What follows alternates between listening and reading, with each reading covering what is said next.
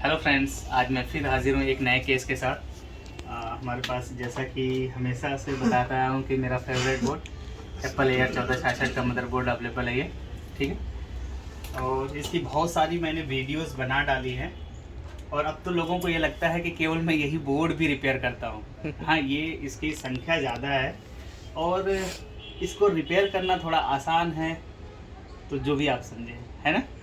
एक बहुत ही simple case है और उसके बारे में मैं डिस्क्लोज करना चाहूँगा। देखिए, इसमें जो ही हम पावर लगा रहे हैं,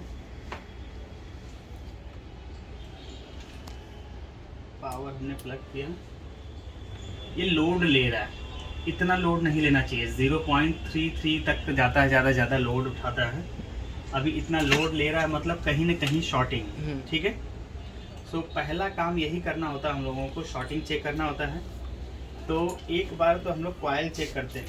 क्या चेक करते हैं? कॉइल बीप रेंज में लगा करके कॉइल चेक की जाती है कि कोई कॉइल शॉर्ट ना हो। जैसे ये CPU कोर है, इसमें 12 ओम तक की रेजिस्टेंस आ रही है। कितना ओम? 12 ओम।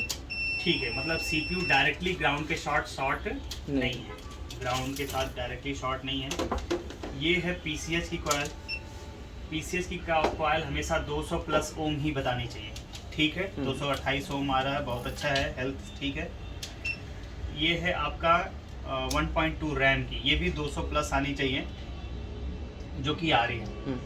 इसके बाद 3 वोल्ट का ये कॉइल है, ये 500 है, ठीक है। और ये 5 वोल्ट की कॉइल है, ये भी 500-600 तक दिखा रहा है। ये है आपका चार्जिंग कॉइल। क्या है ये? Charging coil. देखिए, ये चार्जिंग कॉइल ये बीप कर रहा है, जो कि कभी भी नहीं बीप करना चाहिए। इस पे 100 ओम तक का रेजिस्टेंस आना चाहिए। 6 ओम आ रहा है। कितना आ रहा है? 6 ओम, यानी कि चार्जिंग ये वही है जैसे हम नॉर्मल लैपटॉप में हम पढ़ाते हैं फर्स्ट DC इन के बाद फर्स्ट मॉसफेट, सेकंड मॉसफेट, दोनों यही है। इसको कंट्रोल करता है, इसकी गेट कंट्रोल होती है चार्जिंग IC से। इसके पीछे IC है, चार्जिंग IC, ठीक है। चार्जिंग IC के अंदर वोल्टेज इस डायोड से होते हुए यहाँ से आता है। इस बोर्ड में पहले आपको बताया है पहले भी कि पहले एडाप्टर की वोल्टेज रिसीव होगा इन दोनों पॉइंट्स पे, इस मॉसफेट पे। ये मॉसफेट ऑन होगा तो इस रजिस्टर के थ्रू इस डायोड से होते हुए यहाँ पर आएगा 3.42 पावर। 3.42 के पावर के बाद आपका ये चार्जिंग रेगुलेटर वाला मॉसफेट है। क्या है? हाँ, तो ये आपका 8.1 वोल्ट जनरेट कराता है। कितना? 8.1 वोल्ट। और 3.42 की मदद से आपकी SMC एक्टिवेट होती है, तो इस 8.1 को 8.6 वोल्ट में लिफ्ट कर देती है। कितने में लिफ्ट कर देती है? 8.6। हाँ, अभी यहाँ पे हम देख रहे हैं शॉर्टिंग बता रहे हैं, और अगर हम वोल्टेज पे कर रहे हैं, इसको ऑन कर दे रहे, लगा रहे हैं, तो देखिए वोल्टेज पे लगा दिया और मल्टीमीटर को सेट कर लेते हैं वोल्ट रेंज पे। वोल्ट हो गया, ठीक है।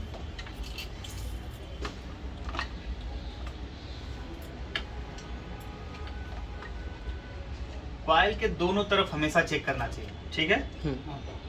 और फ्यूज के दोनों तरफ यहाँ पे जनरेट हो रहा होगा 8.5 वोल्ट, इधर कॉइल से आउटपुट हुआ। फिर ये कॉइल कनेक्टेड है इधर फ्यूज पे, कनेक्टेड दिख रहा है 8.5 वोल्ट। बड़ा ही आश्चर्यजनक है कि यहाँ पे शॉर्टिंग बता रहा है, लेकिन यहाँ पे वोल्टेज ड्रॉप नहीं हो रहा है। और यहाँ पर देखिए ड्रॉप हो रहा है, टोटली वोल्टेज ड्रॉप हो जा रही है, ठीक है। यानी कि फ्यूज के इस साइड तक तो वोल्टेज सही आ रहा है, मतलब इस साइड ग्राउंड के साथ डायरेक्टली शॉर्ट नहीं है, शॉर्टिंग है इस साइड से, ठीक है। देखिए इधर ड्रॉप हो रही है। और बहुत ही ये मतलब बहुत ही अच्छी क्वालिटी मानते हैं कि ये फ्यूज का ऐसा टाइप है कि देखिए नॉर्मल फ्यूज होता है तो अगर इधर शॉर्ट होता है तुरंत ओपन हो जाता है पीछे, शॉर्ट सर्किट। अभी ये भी मे भी ओपन की कंडीशन में हो, लेकिन यहाँ वोल्टेज क्या हो रहा है? आ रहा है। अब अगर हम इसको बंद करते हैं और इसको बीप रेंज में चेक करते हैं, फ्यूज ठीक है या खराब है, ये देखते हैं, ठीक है। फ्यूज भी ओम में शो कर रहा है। कई बार इस तरीके शो करते हुए भी फ्यूज सही खराब होता है। अब हम देख रहे हैं इस साइड अभी भी शॉर्टिंग बता रहा है, मल्टीमीटर टोटल ग्राउंड के साथ शॉर्ट बता रहा है, यानी कि इसके आउटपुट पे कहीं ना कहीं क्या है, शॉर्टिंग है। ये समझ लो जैसे नॉर्मल बोर्ड में पावर एसआरसी हम पढ़ाते हैं ना, फर्स्ट मॉसफेट डीसी इन के बाद first MOSFET, second MOSFET, first MOSFET second MOSFET को चार्जिंग आईसी कंट्रोल करती है, ठीक है। उसके बाद आपका क्या होगा, करंट सेंसिंग रजिस्टर, ठीक है। वो करंट सेंसिंग रजिस्टर आप इसको समझ सकते हैं, या यहीं से पूरे बोर्ड में, इसके इस साइड से पूरे बोर्ड में, मदरबोर्ड में पावर क्या होती है, डिस्ट्रीब्यूट होती है। तो इस आउटपुट पे शॉर्टिंग, कई बार हम क्या करते हैं 8.6 कॉइल पे चेक करते हैं, इस साइड चेक करते हैं, इस साइड चेक करना भूल जाते हैं, ठीक है। हमें दोनों तरफ, चार, इधर भी चेक करिए, इधर भी चेक करिए, इधर आउटपुट, इधर भी चेक करिए। अब देखिए इधर वोल्टेज बन रही है, जनरली क्या होता है, अक्सर इंजीनियर 8.6 देखा, बात खत्म, आगे बढ़ जाते हैं, ठीक है। लेकिन यहाँ पे 8.6 इधर से ट्रेवल नहीं कर रही है। तो अब हम देखते हैं, इसको पहले ओपन कर लेते हैं और मैनुअली सप्लाई डाल के देखेंगे कि क्या शॉर्ट हो रहा है या क्या गर्म हो रहा है, ठीक है। इसको निकाल लेते हैं पहले फ्यूज को,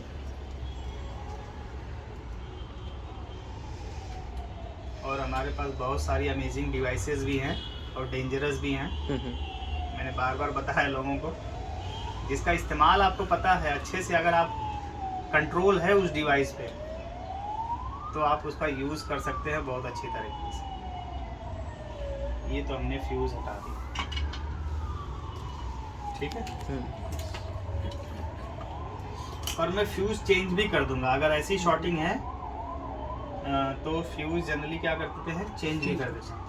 अब देखिए इधर तो 161 ओम आ रहा है, लेकिन इधर अभी भी 0 आ रहा है, ठीक है। मतलब शॉर्टिंग इसी साइड में है। अब हम नॉमिनल सा वोल्ट जानते हैं अपने शॉर्ट किलर डिवाइस से। देखिए एडाप्टर कितने वॉट का होता है, लगभग 4 या 5 वोल्ट, सॉरी 4 या 5 वोल्ट का, या वॉट में होता है 40-45 वॉट का होता है, ठीक है। तो उसी वॉट के हिसाब से ही करंट डालनी चाहिए ताकि सर्किट डैमेज ना हो। हम 1 वोल्ट या 0.5 0.6 वोल्ट और एक 30 एम्पियर की करंट डालेंगे तो ऑलमोस्ट 30 एम्पियर वॉट तक का पावर जाएगी। और डाल के देखते हैं कि क्या हीट हो रहा है। ये हमारा सॉफ्टवेयर है, थर्मल सेंसर कैमरा और ये शॉर्ट किलर, दोनों एक साथ यूज करना आप जानते हैं तो काम बहुत आसान हो जाता है। डीवाई देखिए यहीं पे तुरंत दिखा कि क्या हो रहा है, गर्म हो रहा है। और क्या गर्म हो रहा है ये भी देख लेंगे, ये वाला कैपेसिटर है, देखिए दिखा, हाँ। इसको विजन में, थर्मल विजन को हटा के विजन पे क्लिक कर देंगे तो ये वाली चीज बहुत डायरेक्टली क्या हो रही है, हीट हो रही है। यानी कि देखिए विद इन सेकेंड आपको पता चल गया कि शॉर्टिंग है कहाँ पे। ये सही तरीके से आपको अपने टूल से सही तरीके से इस्तेमाल करना आता रहेगा तभी ये पॉसिबल है। एक बार मैं फिर से दिखा देता हूँ आपको। मैं थोड़ा सा बोर्ड को यहाँ से उधर मूव करने में, इसमें ये देखना पड़ेगा, यहाँ पे वो वाला थर्मल इमेज पे क्लिक करना होगा और ओके, ये कॉयल है, कॉयल आईसी के बीच में वाला ये कर, ठीक है। इसको हमने मार्क कर लिया। देखिए ये वाला हमारा, देखिए हल्का सा बर्न भी कर दिया हमने करंट डाल के, इसको हटा देते हैं। ये एकदम सिंपल, जैसे 19 वोल्ट की शॉर्टिंग होती है, सेम वही केस है। लेकिन इसको भी रिजॉल्व करने में कई बार हेजिटेशन हो रहा है लोगों को। वो हेजिटेशन इसलिए है क्योंकि आपको कमांड्स नहीं है, अपने टूल्स के ऊपर कमांड्स नहीं है, और आपको अवेयरनेस होनी चाहिए प्रॉपर कि कहाँ से टेस्ट करके कहाँ पे पावर डालनी है और कितने वॉट की पावर मैक्सिमम डालनी है, ये याद रखना है। ये भी आपको सर्किट के थ्रू जब याद रखना चाहिए, पता होना चाहिए। अदरवाइज ज्यादा, थोड़ा सा और ज्यादा करेंगे तो लोड पूरा बोर्ड उड़ सकता है, जल सकता है। क्या हो सकता है, बोर्ड 1 मिनट में 0 हो जाएगा। चलिए अब देखते हैं ग्राउंड के साथ जो शॉर्टिंग आ रही थी उसका क्या हाल है। देखिए निकल गई शॉर्टिंग। हम्म, ये शॉर्टिंग 100 दिखा हट गई, 100 ओम कम से कम। अब देखिए मेरा ये है कि इस फ्यूज़ को जनरली मैं बदल देता हूँ। कई बार ये मैंने देखा है कि फ्यूज़, इसको अभी समझना है मेरे को इस फ्यूज़ के बारे में सही तरीके से। ये फ्यूज़ कई बार शॉर्ट नहीं बताता है, लेकिन हाई साइड शॉर्टिंग होने पे ये फ्यूज़ का इंटरनल प्रॉपर्टीज थोड़ी चेंज हो जाती है, तो ये थोड़ा मिसबिहेव करने लगता है। क्या करने लगता है? बिल्कुल। तो इससे पहले कि ये मिसबिहेव करके मुझे मिसलीड करे, मिसगाइड करे, मैं उसे जड़ से समाप्त कर देता हूँ, है कि नहीं, इस प्रॉब्लम को।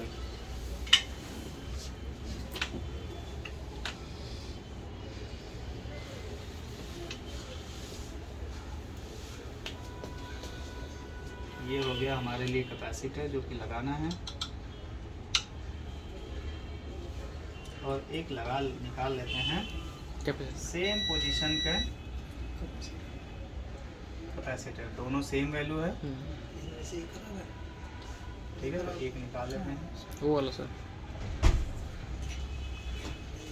SSD कौन सी लगानी है? 240 GB जो अपने पास है नया? नया लगा दूँ। जैसे ये टूट गया, कोई दिक्कत नहीं।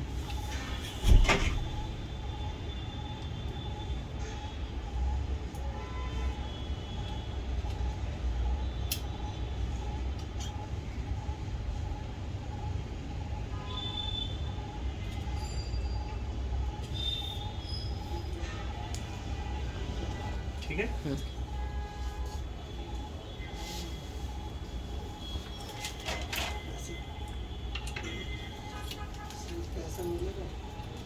किस चीज़ का पैसा मिलेगा? वेट करिए थोड़ा सा।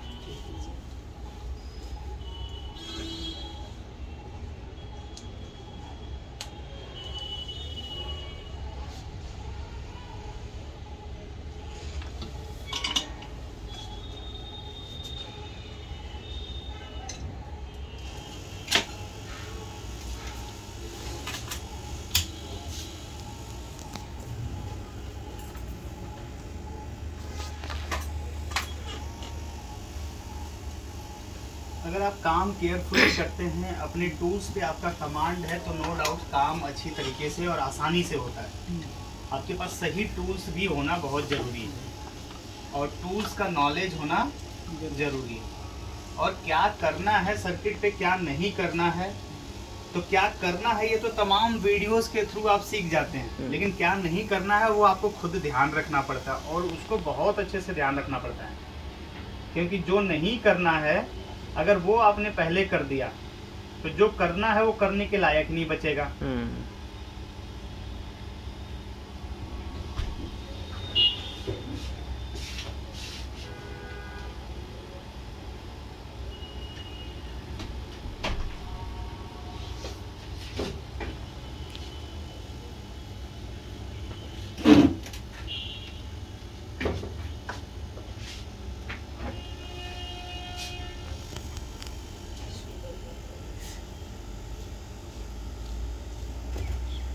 और अच्छे टूल्स इस्तेमाल करने का शौक होना चाहिए आपका, है कि नहीं? यस।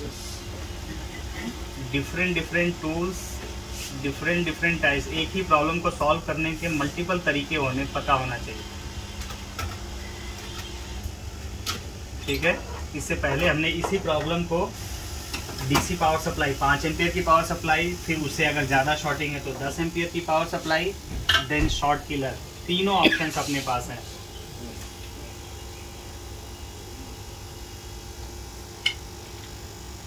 शॉर्ट किलर का इस्तेमाल हम लैपटॉप इंडस्ट्री में लोग नहीं करते हैं, ज़्यादातर इसका इस्तेमाल लोग करते हैं मोबाइल इंडस्ट्री के लोग। लेकिन पिछले 2 सालों से लगभग मैं शॉर्ट किलर का इस्तेमाल कर रहा हूँ, और काफ़ी मतलब इसके करंट फ्लो, मतलब ये होता है ना कि ट्रैक के बारे में, जिस वोल्टेज लाइन में आप करंट फ्लो कर रहे हैं तो उसकी टॉलरेंस ही पता होनी चाहिए। अगर है तो आप इसका बहुत ही अच्छी तरीके से इस्तेमाल करके बहुत आप कह सकते हैं कि आसानी से करंट फोर्सफुली इंजेक्ट कर सकते हैं सर्किट में। तो जो वीक डिवाइस होगा वो ऑटोमेटिक हीट जनरेट करेगा, ठीक है, जो पाथ ब्रेक रहेगा तो। और अगर आप साथ के साथ थर्मल सेंसर कैमरा यानी शॉर्ट किलर और थर्मल सेंसर कैमरे को दोनों का कोऑर्डिनेशन कर करके अगर आप यूज़ करना सीख जाएं तो शॉटिंग चाहे जैसी भी हो आराम से निकाल लेंगे, और बहुत ही मिनिमम टाइम में, बहुत ही शॉर्ट टाइम में। देखिए, कोई काम अगर कम टाइम में किया जाता है तो रिस्क ज़्यादा होता है ना? रिस्क ज़्यादा है। कहने का मतलब अगर शॉर्ट किलर को आपने सही तरीके से इस्तेमाल नहीं किया तो रिस्क बहुत ही ज़्यादा है, ज़्यादा नहीं बहुत ही ज़्यादा है। अगर आपको डिवाइस यूज़ करना आ रहा है तो टाइम बहुत कम लगेगा। अब कहावत है ही, high risk high benefit, no risk no benefit, ठीक है? तो टाइम बचता है, ठीक है? बोर्ड फिर क्या होता है, विद इन 5 मिनट्स रिपेयर भी होता है। अगर मुझे ये वीडियोस ना बनाना रहे तो ये 5 मिनट के अंदर सॉल्व हो जाएगा इस तरीके के प्रॉब्लम्स, ठीक है? सो गाइज, एक बार फिर कहना चाहूँगा कि इसी प्रकार की तमाम अलग अलग टाइप के टूल्स के बारे में आप सीखना चाहते हैं, इंटरेस्टिंग टूल्स हैं जिनका इस्तेमाल करके आप अपने काम को कम टाइम में करना चाहते हैं। देखिए, पहले 3 साल लगातार मैंने आपको ट्रेनिंग दे, यूट्यूब के माध्यम से ट्रेनिंग दी लैपटॉप रिपेयरिंग सिखाने के बारे में, ठीक है? पहले आपको लैपटॉप रिपेयरिंग सीखना होता है, then you need to become expert और फ्रेशर इंजीनियर में यही डिफरेंस होता है कि एक एक्सपर्ट किसी काम को बहुत कम टाइम में कर लेता है, फ्रेशर इंजीनियर भी उसी काम को कर सकता है लेकिन एक लंबा टाइम लगेगा, ठीक है? लेकिन एक्सपर्ट उसी काम को क्या करता है, बहुत शॉर्ट टाइम पीरियड में कर ले जाता है।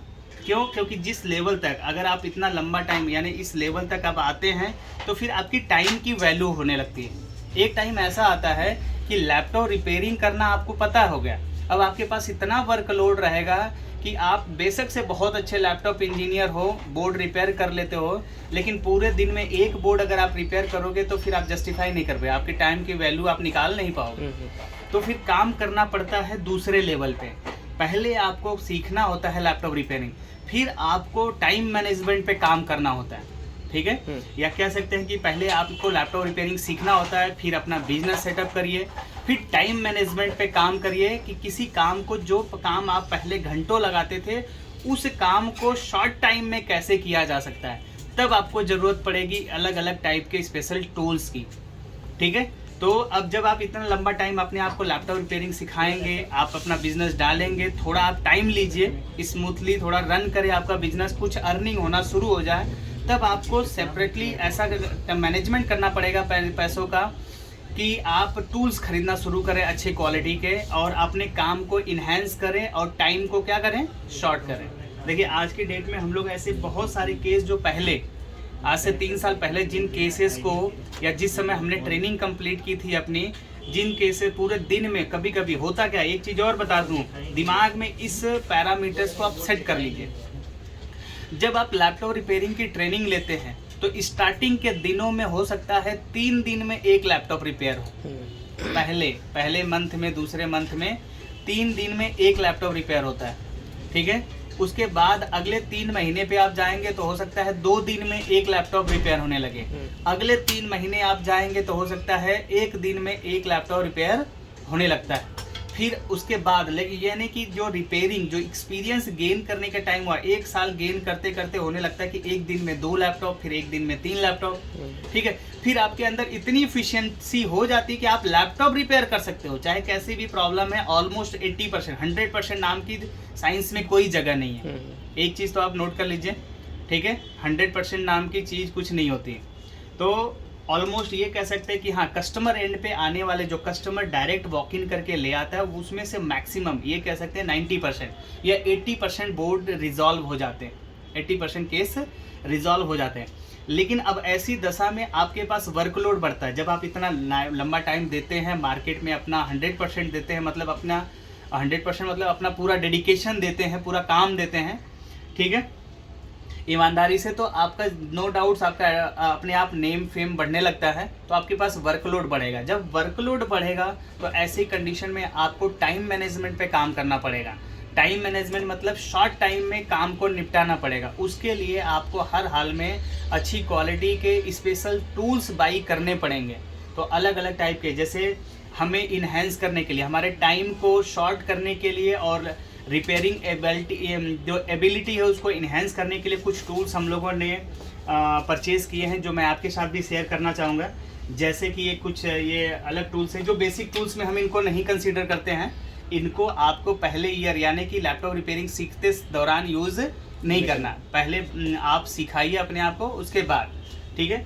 पहले नंबर पे हम इसी को कहते हैं शॉर्ट किलर। क्या? Short killer device. उसके बाद आप कह सकते हैं थर्मल सेंसर कैमरा। उसके बाद आप माइक्रोस्कोप कह सकते हैं। ऑसिलोस्कोप मैंडेटरी में आता है, ठीक है। ऑसिलोस्कोप मैंडेटरी में आता है, लेकिन माइक्रोस्कोप आपको ये आपको स्पेशल टूल्स में रखना पड़ेगा। इसके बाद अल्ट्रासोनिक क्लीनर हमने बताया। हमारे पास कई जैसे पीसीबीज है। ये पीसीबी अब इतना अगर मान लीजिए गंदा भी वैसे तो हमने इसको अल्ट्रासोनिक कर दिया, तो देखिए काफ़ी क्लीन है, बोर्ड साफ़ सुथरे होता है। और इतना भी बता दें, बहुत सारे केसेस ऐसे होते हैं जो कभी चलता है कभी नहीं चलता है, कभी डिस्प्ले आ रहा है कभी नहीं आ रहा है। इस तरीके के मतलब आप ये समझ लीजिए 20% 10 में से 2 बोर्ड हम लोग केवल अल्ट्रासोनिक करते हैं और एकदम फर्स्ट क्लास चलना शुरू हो जाते हैं। सर है तो एक ये टूल्स भी काफ़ी यूज़फुल होता है, अल्ट्रासोनिक क्लीनर, जो कि हम लोगों के पास ऑलरेडी अवेलेबल है। और कुछ ही दिन में फॉर सेल्स ये सारी डिवाइसेस सेल्स के लिए भी अवेलेबल हैं, ठीक है। और कुछ दिन में आपको हमारी वेबसाइट से डायरेक्ट आप क्या कर सकते हैं, ऑर्डर कर सकते हैं masterdinesh.com। यहाँ पे लोगों ने ऑर्डर करना भी शुरू कर दिया है, ठीक है। दिखा रहे हैं हम रिपेयर टूल्स। अभी इस वेबसाइट पे भी काम चल रहा है, लगातार काम चल रहा है एवरी डे। और नीचे देखिए ये सारे टूल्स हैं। अभी इनमें हम इन सारे टूल्स को भी अपलोड कर देंगे, जहां से आप बेसिक्स और एडवांस लेवल के जिनको हम लोग पर्सनली यूज़ करते हैं वो रिकमेंड करेंगे। Get it? आप अपने लिए भी बाई कर सकते हैं। So once again thank you for watching my video. Have a nice day. जय, बाय बाय।